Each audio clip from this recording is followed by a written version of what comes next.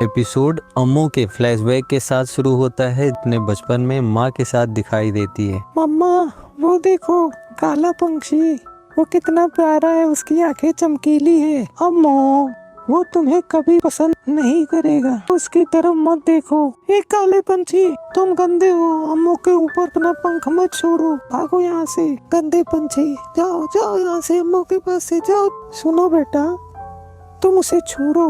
मम्मा हम कहाँ जा रहे हैं? आज उससे मिलने वाले हैं जो अम्मू को प्यार करेगा। फिर वो लोग आगे बढ़ते हैं और सामने एक बैलगाड़ी दिखाई देती है। उसमें एक वियर्ड सा आदमी दिखाई देता है। अम्मू छोटी है लेकिन उसे बिल्कुल पता नहीं उसके साथ क्या होने वाला है। उसकी माँ कुछ पैसों में उस आदमी से उसे बेच देती है। वो अपने दिमाग में बहुत ऊट पटांग का ख्याल लाती है कि ये मुझसे बहुत प्यार करेगा, ये वो फलाना ढिमकना, इस तरीके के ख्याल उसके दिमाग में आते हैं। टाइम पास होता है, वो उसे लेकर आगे जाता है। अब उसकी माँ जा चुकी है। वो उससे कहती है, मिस्टर हम कहाँ जा रहे हैं? मैं तुम्हें अपने घर लेके जा रहा हूँ, जहाँ केवल हम और तुम होंगे, हमारे बीच कोई नहीं आ सकता। आपका घर तो बहुत सुंदर है। उस वीरान रेगिस्तान के अंदर वो इमारत में पहुंचते हैं। वो बहुत बड़ी इमारत है जिसे देखकर वो बहुत खुश हो जाती है कि अगर उसकी मम्मा भी होती तो वो भी इसे पसंद करती और उन्हें भी बहुत अच्छा लगता। और वहीं दूसरी तरफ वो आदमी सोचता है कि अब उसकी माँ उससे ऊब गई है, इसीलिए उसने बेचा, उससे मिलने कभी नहीं आएगी। तभी सीन स्विच होता है। अम्मू की एज थोड़ी सी बढ़ जाती है। वह आदमी एक्चुअल में एक स्मगलर होता है। उसके पास बहुत सारी चोरी और दूसरी तरीके से स्मगल की हुई सामग्री होती है, जिसे देखकर अम्मू बहुत ज्यादा खुश होती है। उसमें बहुत सारा कपड़े, खिलौने, चॉकलेट्स और दूसरी चीजें होती हैं। वैसे मिस्टर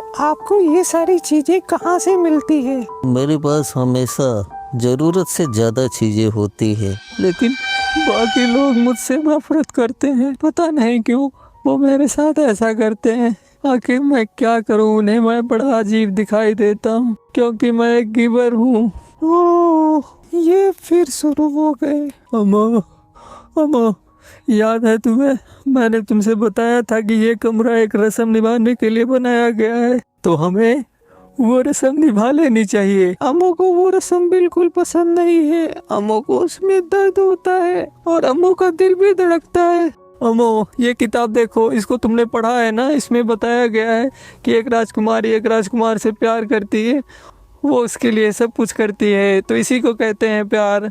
अम्मू तुमको मुझसे प्यार हो गया है, अब तुम मेरी हो। अच्छा, तो इसे ही कहते हैं प्यार। वो अजीब सी दुनिया में हो जाती है। वो आदमी उसे बहला फुसला के उसके साथ शायद बचपन से ही उसके साथ रेप करता हुआ आ रहा है, जिसके बारे में उसे पता नहीं है। एक बार फिर उसके साथ रेप होता है। अम्मू बिना कपड़ों के बेड पर पड़ी हुई सोचती है कि ऐसे ही प्यार कहते हैं और ये पहले प्यार का एहसास इस तरीके से होता है। स्मगलर अपने वाइटल इंस्ट्रूमेंट को लेकर उसी के साथ खुद को समझा रहा होता है कि वो अकेला नहीं है, इधर उधर की बातें कर रहा होता है। तभी दरवाजा खुलता है। अचानक से वहाँ दो वियर्ड से आदमी दिखाई देते हैं, जिससे दोनों सतर्क हो जाते हैं। वो उससे कुछ नहीं बोलता। तभी वो स्मगलर अपने वाइटल इंस्ट्रूमेंट को पहन लेता है और उनसे सावधान रहने के लिए कहता है। साफ बताता है कि अगर वो आगे बढ़े तो वो उन्हें मार देगा, और जैसे ही उसे लगता है कि वो खतरा है तो वो अपने वाइटल इंस्ट्रूमेंट को एक्टिव करता है और उस पर अटैक करने के लिए जाता है। लेकिन सामने से एक आदमी बहुत तेजी के साथ आता है और उसे वहीं पर नॉक कर देता है और उसके जूते निकाल लेता है। अम्मू वो सारी चीजें देखकर शॉक हो जाती है, क्योंकि उसके साथ वो पहली बारी हो रहा था। उसने दुनियादारी नहीं देखी है, जिससे वो थोड़ा हैरान है। उनमें से एक आदमी उसके पास आता है और दूसरे आदमी से वो शूज लेता है और उसे देता है। ये तुम पर ज्यादा अच्छे लगेंगे, तुम्हारे दिल में जो खालीपन है उसे ये आसानी से भर देगा। वो आगे दरार की तरफ जाते हैं और दूसरा आदमी पहले वाले आदमी को बुलाता है। यहाँ से निकलना बहुत आसान है, स्पेयर भी बहुत नजदीक है।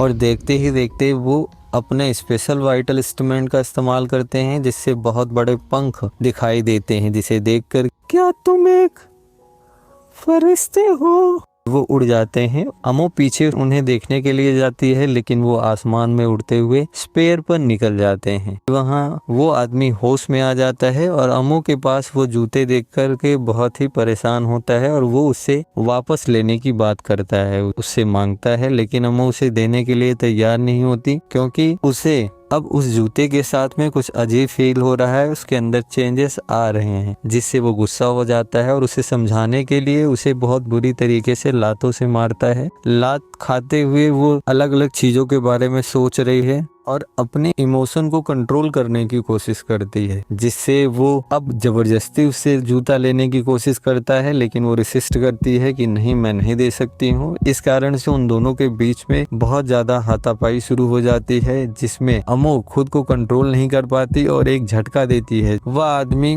उस टावर से नीचे गिर जाता है, लेकिन अमो को बिल्कुल अफसोस नहीं होता है, उसे खुशी होती है और अजीब सा एहसास होता है जिसे उसने कभी भी नहीं किया था। तभी वो सोचती है कि मिस्टर उसका पहला प्यार था, तो वह उसे कभी नहीं भूलेगी, जीवन भर उसे याद रखेगी। सीन स्विच होता है, अमो प्रेजेंट टाइम में आ जाती है, जहां रूडो और एंजन बाहर से अंदर आ चुके होते हैं। रूडो उसे सॉरी बोलने की कोशिश करता है। उसे बताया जाता है कि अमो सारी चीजें बता रही है जो तुम पूछना चाहते थे, वो अपनी कहानी शेयर कर रही है और उसके साथ बहुत गलत हुआ है, तुम्हें भी वो कहानी सुननी चाहिए। फिर एक दिन वो फरिश्ते वापस आ गए, लेकिन इस बार वो अकेले थे। अब चारों तरफ सब जानना चाहते हैं कि वो कौन है और कहाँ है। तभी सब लोग अपने अपने अलग अलग ओपिनियन रखते हैं कि ये लड़की पागल हो गई है, इसका दिमाग काम नहीं कर रहा है। इस तरीके की बातें वो आपस में करते हैं और साथ ही ये भी कहते हैं कि इसके साथ में बहुत बुरा हुआ, जिसके कारण हो सकता है कि ये अपने मानसिक संतुलन को खो चुकी है। उससे पूछते हैं कि वो कब आए थे। वो उसे बताती है कि अभी पिछले महीने ही वो आए थे। 1 महीने पहले,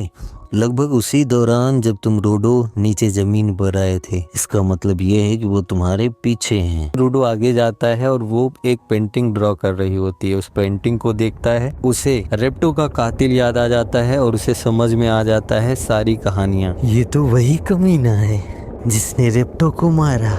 शायद वो यहाँ मेरे पीछे है। ये तो बहुत अच्छा है, मैं उसे ढूंढूंगा और उससे सारी चीजें उगलवा लूंगा और मैं ऊपर जाने का रास्ता पूछूंगा।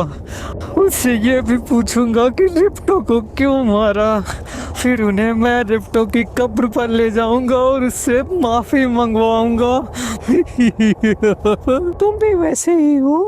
अम्मू ये तुमसे कह रही है रूडो, तुम्हारे दिल का खालीपन को उसी ग्लब में नहीं भरा। हमारे जैसे लोगों के लिए ही इस तरीके की चीजें बनी हैं जो खाली एहसास को भर देती हैं और इंसानियत से रूबरू करवाती हैं। मेरे लिए ये जूता, तुम्हारे लिए वो ग्लव्स। इंसान बनने के बाद मुझे बहुत सारी चीजें समझ में आई, जैसे कि मिस्ट्रेस मेरे साथ क्या करता था, जिससे मेरे पास होने के बाद भी अम्मू के दिल में खालीपन था।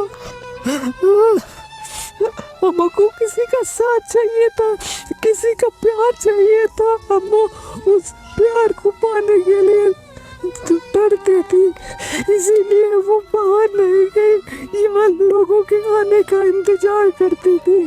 जब लोग यहाँ आते थे, अम्मू उनसे कनेक्ट करने की कोशिश करती थी, लेकिन अम्मू को इसमें कभी सफलता नहीं मिली। फिर जब तुम लोग आए, तुमने अम्मू से माफी मांगी है ना, लेकिन तुम्हें ये करने की जरूरत नहीं है। अम्मू भी वैसी ही है। अम्मू क्या, सब लोग वैसे हैं। लोग केवल इंसानों को मारने के लिए हाथ बढ़ाते हैं, मदद के लिए नहीं। इसलिए दुनिया कभी नहीं बदलती। तो फिर दूसरों से कनेक्ट करने के लिए उनकी मदद करना सीखें। ये मुझे ठीक से तो नहीं आता, तो क्यों ना दोनों मिलकर साथ में सीखें। वो भी तैयार हो जाती है, लेकिन उनके साथ जाने के लिए अभी रेडी नहीं है। सब लोग बाहर आते हैं, उन्हें सियाफ करते हैं। अमो के हाथ में रूडो का एक बैंगल दिखाई देता है जो उनकी दोस्ती की निशानी है। वो लोग आगे जाते हैं, एसक्यू की तरफ बढ़ते हैं और वहाँ पर बात करते हैं। हमारा यहाँ आना कोई गलत साबित नहीं हुआ,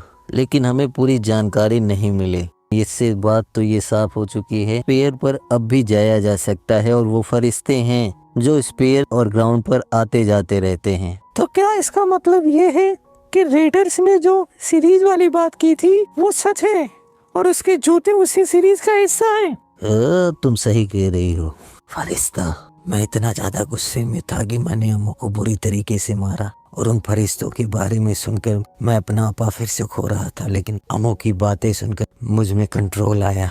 वो लोग आगे HQ की तरफ निकल जाते हैं। सीन स्विच होता है, फिर से वो टावर दिखाई देता है जहां अमो दरवाजा बंद करती है। तभी उसे पीछे से आवाज आती है। जैसे ही वो पीछे देखने के लिए जाती है, उस पर अटैक होता है और वो जोर से चीखती है। सीन स्विच रेगिस्तान में हमें घूमता हुआ निचुको दिखाई देता है, जो अभी मे बी अमो से मिल करके आ रहा है। उनके बीच क्या हुआ उसका स्पष्ट प्रमाण तो नहीं है। तभी सीन फिर स्विच होता है और वो टीवी दिखाई देती है जो ब्लिंक करती है और उसके पास में बैठा हुआ रेडर्स का लीडर खड़ा होता है। Let's play the game. इसी के साथ एपिसोड यहाँ खत्म होता है। मिलते हैं कल नए एपिसोड के साथ में, तब तक बने रहिए। Bye bye, see you.